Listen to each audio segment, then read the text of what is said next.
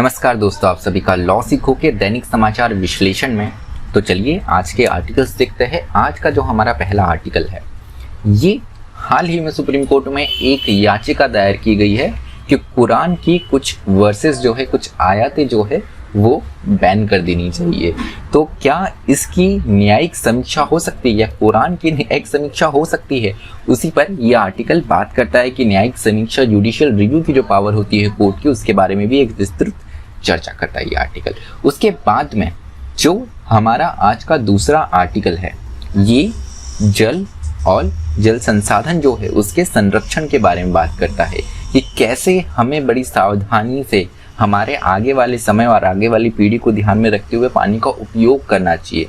हमें यहाँ पर पानी का उपयोग तो करना चाहिए, लेकिन पानी के सोर्सेस हमारे पूरे ख़त्म नहीं हो जाए। जैसे भूमिगत जल है जो हम पूरा यहाँ पर यूटिलाइज ना कर ले, उसको पूरा यूज़ ना कर ले, इसको रिचार्ज करने के लिए भी हमें यहाँ पर कदम उठाने चाहिए। तो उस बारे में ये आर्टिकल बात करता है। तो चलिए मैं आगे बढ़ूँ उससे पहले लॉ सीखो के प्रोजेक्ट मैवरिक के बारे में आपको बताना चाहूँगा। ये कोर्स क्लैट की तैयारी के लिए है। एकदम न्यूनतम राशि 100 रुपये की राशि में आपको ये कोर्स मिल जाएगा। तो अगर आप सपना देखते हैं देश के मुख्य नेशनल लॉ कॉलेजेस में जाने का, तो आपके लिए ये कोर्स बहुत ज़्यादा मददगार साबित हो सकता है।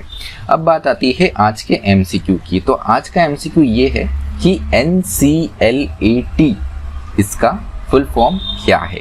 आपका ऑप्शन ए है national covid labs and testing agency, option b है national company law appellate tribunal, option c है नेशनल कंपनी लॉ ट्राइब्यूनल, या ऑप्शन डी इनमें से कोई भी नहीं। जो भी आपका उत्तर हो कमेंट बॉक्स में ज़रूर लिखिएगा। तो अब आती है वर्णनात्मक प्रश्न की बात, डिस्क्रिप्टिव क्वेश्चन की बात। तो वो यह है कि क्या कुरान को हम बैन कर सकते हैं, कुरान जैसे जो धार्मिक ग्रंथ रहते हैं इसे हम बैन कर सकते हैं, और क्या ये आर्टिकल 25 और जो जुडिशियल रिव्यू है, न्यायिक समीक्षा है, इसके दायरे में आते हैं क्या। तो आप आपका उत्तर 250 शब्दों में लिख सकते हैं।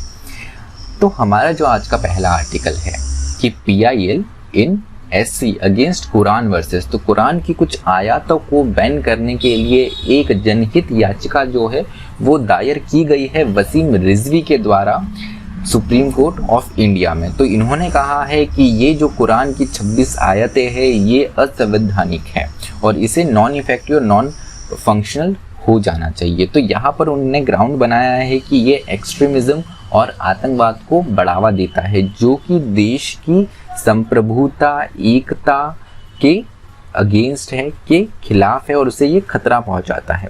तो यहाँ पर अगर हम जुडिशियल रिव्यू, न्यायिक समीक्षा की बात करें, तो ये शक्ति जो है वो हमारे न्यायालयों में भी, सुप्रीम कोर्ट और हाई कोर्ट को अवेलेबल है। तो यहाँ पर न्यायिक समीक्षा किस चीज़ की हो सकती है? न्यायिक समीक्षा हो सकती है कानून की, जो कि आर्टिकल 13(3) में डिफाइंड है और जो अनकॉन्स्टिट्यूशनल है। तो यहाँ पर बात ये होती है कि डेफिनेशन अगर हम देखें लॉ की, अगर कानून की डेफिनेशन देखें, तो क्या उसमें रिलीजियस स्क्रिप्चर्स जो है, जो धार्मिक ग्रंथ है कुरान जैसे, क्या वो लॉ की डेफिनेशन में आएंगे?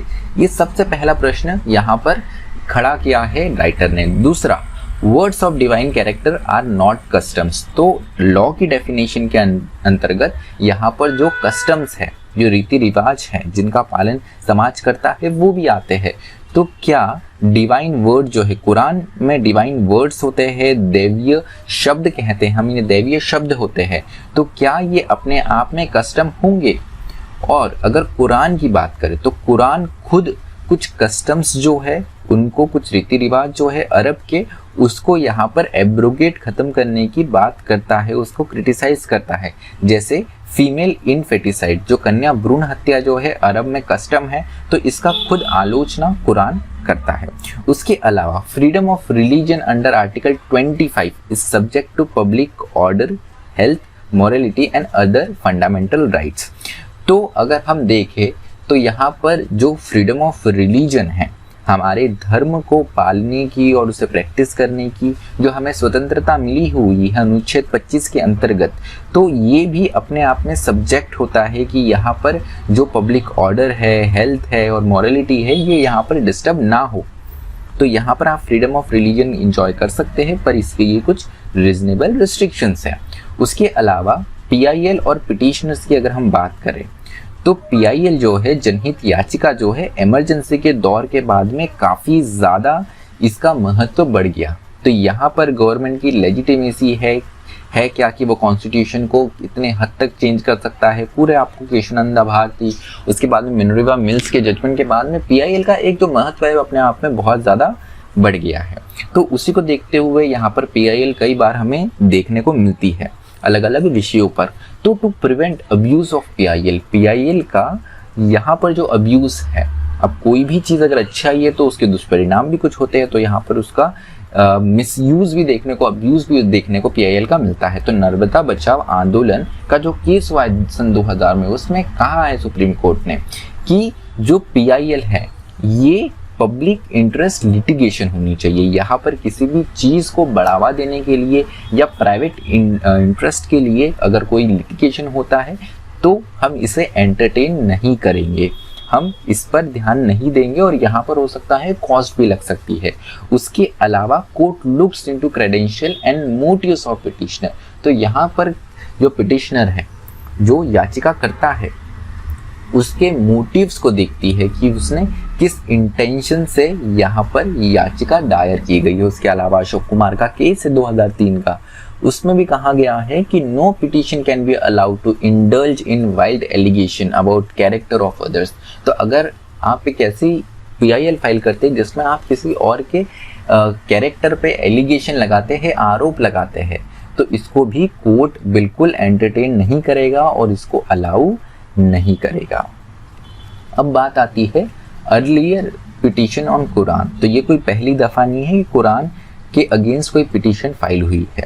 इससे पहले हमें 1958 में वीरभद्र चेतियर के द्वारा ये देखने को मिलता है कि यहाँ पर सुप्रीम कोर्ट ने कहा है, इससे पहले पिटिशन 1958 में फाइल की गई थी, उसमें कहा गया है Quran was an object held sacred bye Muslim with in the meaning of 295 of IPC। तो सेक्शन 295 जो है, जिसमें बात करता है कि अगर आप किसी क्लास ऑफ पीपल के सेंटिमेंट, रिलीजियस सेंटिमेंट हर्ट करते हैं, तो यहाँ पर उस सेक्शन 295 की डेफिनेशन के अंदर आता है यहाँ पर कुरान, उसको पवित्र माना जाता है, ना कि जो ईर्ष निंदा रहती है, जो कि सेक्शन 295A में है, जहाँ पर आप किसी रिलीजन का अपमान करते हैं, ये उसमें नहीं आता है। उस एक दायरे के यहाँ पर ये बाहर है। तो यहाँ पर भी कुरान को लेकर सुप्रीम कोर्ट ने किसी भी तरीके की इंटरफेरेंस के लिए मना कर दिया था। उसके बाद में 1985 में एक और बार हमें पिटीशन देखने को मिलती है कुरान से संबंधित।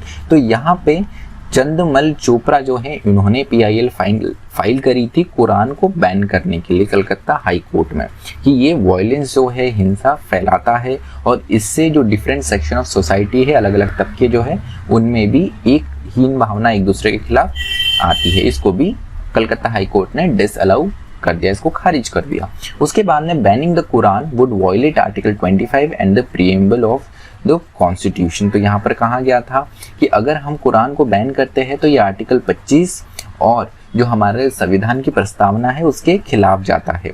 और कोर्ट जो है वो कुरान, बाइबल, गीता, गुरु ग्रंथ साहिब जो हमारी धार्मिक ग्रंथ है, इन पर कोई जजमेंट नहीं दे सकता है। इन पर कोई भी यहाँ पर कोई ऐसा जजमेंट या कोई ऐसा आदेश नहीं दे सकता है।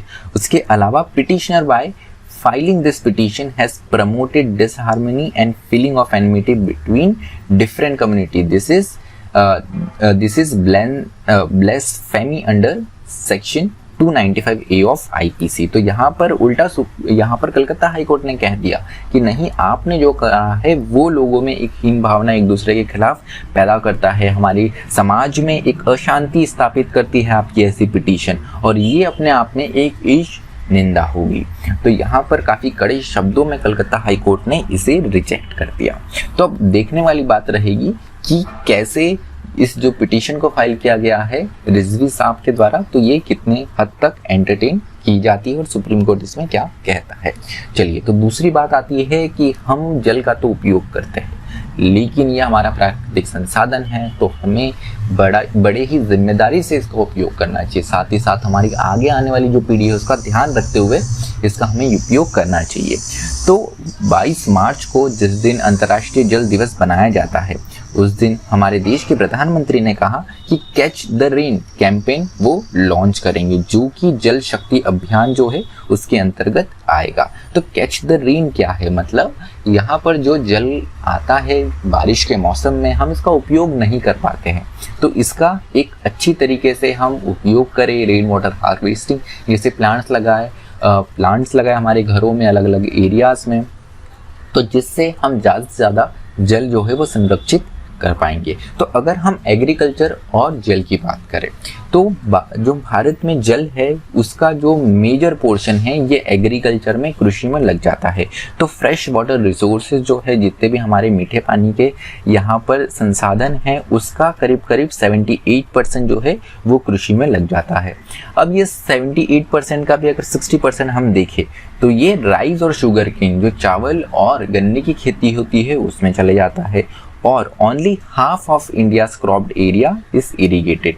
तो यहाँ पर ग्राउंड केवल आधा ही जो हमारा जो क्रॉप एरिया है वो इरिगेटेड होता है। तो अगर हम ग्राउंड पे देखें तो 64% ग्राउंड वाटर से इरिगेशन होता है, कैनल से 30% होता है, जो टैंक्स बनाए जाते हैं छोटे छोटे उससे 2%, और जो अदर रिसोर्सेज है उससे करीब 11% यहाँ पर इरिगेशन सिंचाई होती है।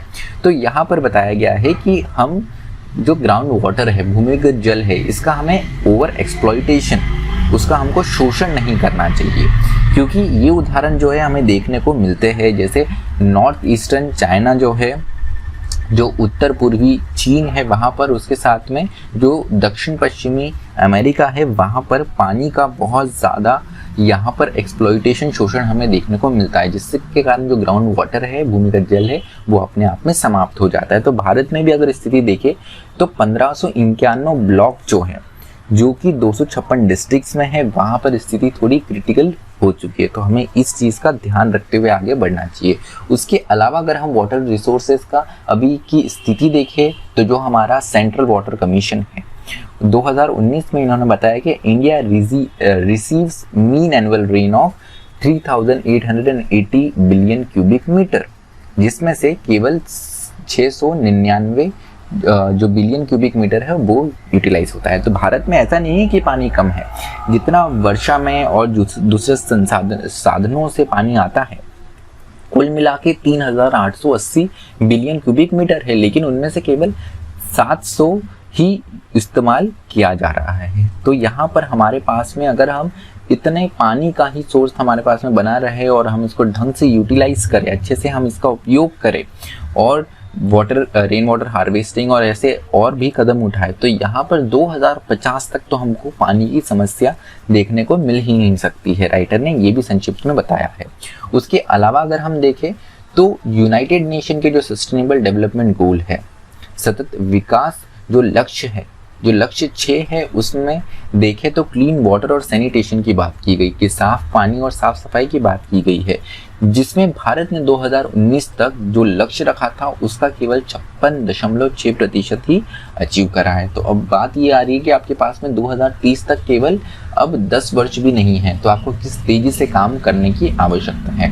उसके अलावा नीति आयोग की कंपोजिट वाटर मैनेजमेंट इंडेक्स जो 2019 है, इसमें भी बताया गया है कि 7.5% household do not have access to drinking water. तो 7.5% जो हाउस होल्ड है हमारे देश में, उनको पीने के पानी की सुविधा नहीं है। उसके अलावा वाटर क्वालिटी इंडेक्स में हमारा प्रदर्शन बहुत ही खराब है, 122 देशों में हम 120वें स्थान पे आते हैं।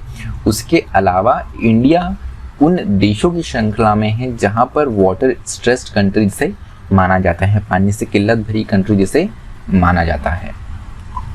कुछ टेक्नोलॉजी है जिससे हम पानी का संरक्षण कर सकते हैं, वाटर कंजर्वेशन कर सकते हैं। सबसे पहले जो ड्रिप इरिगेशन है, कि बूंद के माध्यम से सिंचाई करना, इसका हम उपयोग कर सकते हैं। तो अगर हम देखें तो जो पैडी 1 किलो पैडी प्रोड्यूस करने के लिए आपको 3065 लीटर वाटर लगता है, वहाँ पर अगर आप अच्छी तकनीक यूज़ करते हैं, ट्रेडिशनल फ्लड इरिगेशन को छोड़ के अगर आप जो मॉडर्न टेक्नोलॉजी यूज़ करते हैं तो आपको केवल 842 लीटर ही पानी लगेगा। उसके अलावा डायरेक्ट सीडेड राइस जो होता है, DSR मेथड जो होती है, इसका भी अगर आप उपयोग करते हैं तो आपको 25 से 30% जो है पानी बचा